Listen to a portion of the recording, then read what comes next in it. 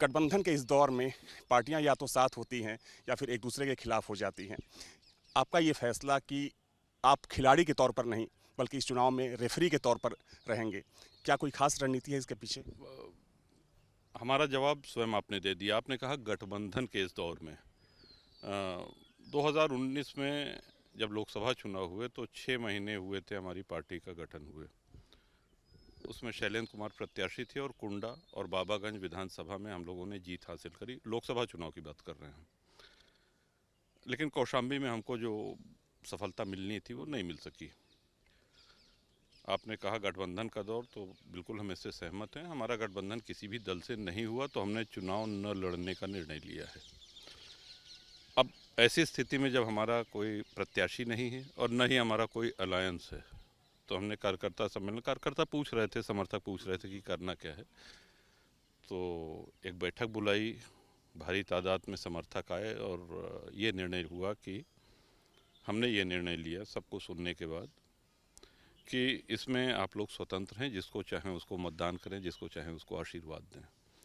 तो हम इस चुनाव में पूरी तरीके से निष्पक्ष हैं, आराम से बैठे हैं, घर पे आप देख रहे हैं, और जिसको जहां करना है खुली छूट है। और हमारे कई कार्यकर्ता कुछ ऐसे हैं जो भाजपा के साथ हैं, कोई सपा के साथ है। लेकिन कहा जाता है कि आपके समर्थक आपसे पूछे बिना एक कदम भी आगे नहीं बढ़ाते हैं। बिल्कुल बिल्कुल, ये हमारा सौभाग्य है कि ऐसे निष्ठावान और ऐसे मजबूत समर्थक और कार्यकर्ता मिले हैं। उन्हीं के बल पे ये कीर्तिमान हासिल हुआ है कि हम 7 बार लगातार कुंडा से विधायक हैं। और बिना किसी गठबंधन के जनसत्ता दल आज उत्तर प्रदेश के विधानमंडल में कांग्रेस और बसपा से बड़ा दल है। 2 विधायक, 1 MLC, तो कांग्रेस और 2 राष्ट्रीय दलों से बड़ा दल है। तो कार्यकर्ता तो ये हमारा पूर्व जन्म का कोई पुण्य रहा होगा कि ऐसे समर्पित और ऐसे सक्षम कार्यकर्ता मिले हैं। तो बिना पूछ के नहीं कर रहे हैं, हमने स्वयं कहा है कि आप लोग अपनी इच्छा से जहां चाहें मतदान करें।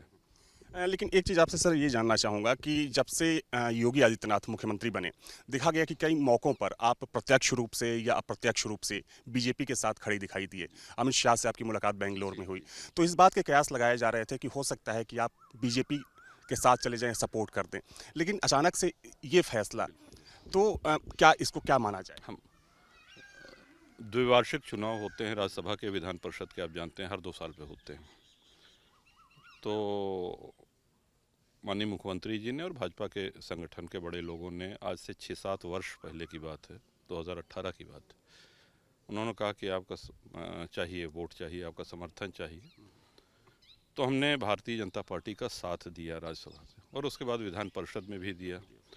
तो और बिना किसी लालच, बिना किसी शर्त, बिना किसी नखरे के, और अंत में ऐसा हुआ कि फिर तो भारतीय जनता पार्टी के कार्यालय से फ़ोन आया कि ऐसा राजा भैया बोल रहे हैं। हम कहाँ बोल रहे हैं बताएं। कहन कि भाई साहब भारतीय जनता पार्टी के प्रत्याशी को वोट दे दीजिएगा। हम कहे ठीक है भैया, दे देंगे। तो हमको लगता है कि इतना सरल हो जाना भी ठीक नहीं, लेकिन हम करते रहे, और राज्यसभा में भारतीय जनता पार्टी को और विधान परिषद में जीत मिलती रही। लोकसभा चुनाव जनता से जुड़ा हुआ चुनाव है, और उसमें हमारे सामने धर्म संकट ये था कि जब हमारा अलायंस नहीं है किसी से, और हम जनता के बीच में जाके किसी प्रत्याशी के लिए वोट मांगते हैं, तो हमारा एक नैतिक दायित्व तो हो जाता है, क्योंकि हम लोग विधायक, सांसद होने के साथ साथ एक शब्द जुड़ा हुआ है जनप्रतिनिधि। जनता के प्रति हमारी जिम्मेदारी है, तो हम किसी को लड़ाएं तो हमारा ये दायित्व तो बनता है कि कल जनता के सुख दुख में वो खड़ा रहे। तो ये नैतिक दायित्व तो हम लेने के में सक्षम नहीं थे, इसलिए हमने कहा कि हम इस बार ये नहीं कर सकते हैं। आपके बारे में कहा जाता है कि आप बिना किसी लपेट की राजनीति करते हैं, जो एक स्टीरियोटाइप की राजनीति होती है, जो एक टिपिकल टाइप की राजनीति होती है, वो नहीं करते। आप अपने दम पर राजनीति करते हैं। लेकिन एक वाकया 2 दिन पहले का है। इंद्रजीत सरोज, जो कि उनके बेटे प्रत्याशी हैं, उनके खिलाफ एक मुकदमा दर्ज हुआ था 2019 में। ऐसा कहा जा रहा है कि उस मुकदमे को आप वापस लेने का फैसला कर चुके हैं। तो इसको लेकर क्या समझा जाए, क्योंकि चुनाव है, उनके बेटे चुनाव लड़ रहे हैं। नहीं, ये सही बात है कि 2019 में एक मानहानि का मुकदमा दायर हुआ था, लेकिन अब हमने निर्णय लिया है कि उसका अब कोई औचित्य नहीं। हमने वापस लेने के लिए अपने अधिवक्ताओं को निर्देशित कर दिया है। तो कोई इसके राजनीतिक मायने ना निकाले जाए?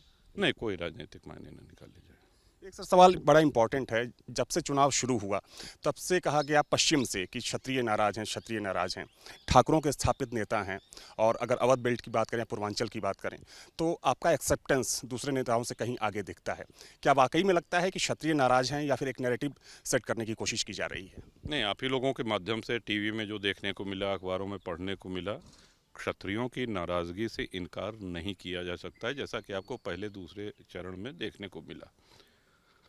लेकिन अब वो नाराज़गी कम होती हुई भी दिख रही है, इसको भी आप मानेंगे। तो नाराज़गी अपनी जगह थी। यहाँ पे जो हम कहेंगे कि कौशाम्बी और प्रतापगढ़ का जो समीकरण है, वो सीधा है कि हम इस स्थिति में नहीं थे कि हम किसी के लिए वोट मांगें और जनता से ये जाके कहें कि साहब इनको वोट दीजिए, ये आपके सुख दुख में खड़े रहेंगे।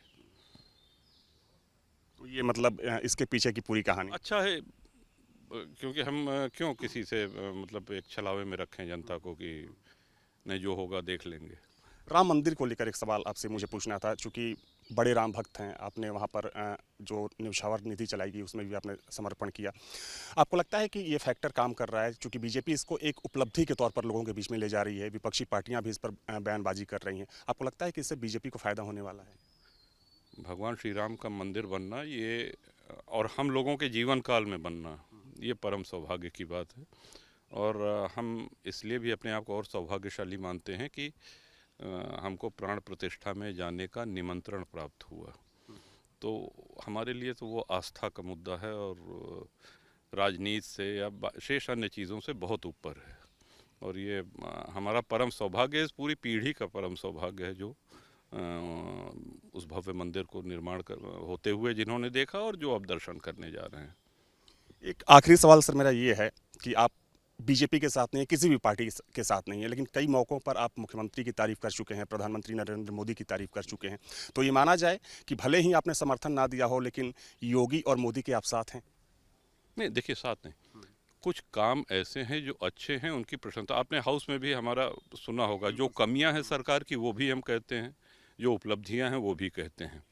और आपने भी अपने वक्तव्य में थोड़ी देर पहले ये कहा कि साहब स्टीरियोटाइप जो नेता होते हैं उनसे थोड़ा अलग हैं आप। तो हमने हाउस में ये भी कहा था कि सरकारें न इतनी अच्छी होती हैं जितना सत्ता पक्ष कहता है, और सरकारें न इतनी ख़राब होती हैं जितना विपक्ष उनको बताता है। तो एक विधायक के रूप में सदन में जो सरकार की कमियां हैं उनको उजागर करना, इसलिए उजागर करना कि उनमें सुधार हो, ये करते रहे। आप कहीं सदन में हमारा भाषण आप लेके देख सकते हैं, सुन सकते हैं। हाँ, कई मौक़ों पर हमने देखा है कि आपने कमियां भी गिनाई हैं। बिल्कुल बिल्कुल, हमेशा करी है, हमेशा करी है, और सकारात्मक ढंग से, कमी निकालने की वजह से कमियां नहीं गिनाई हैं।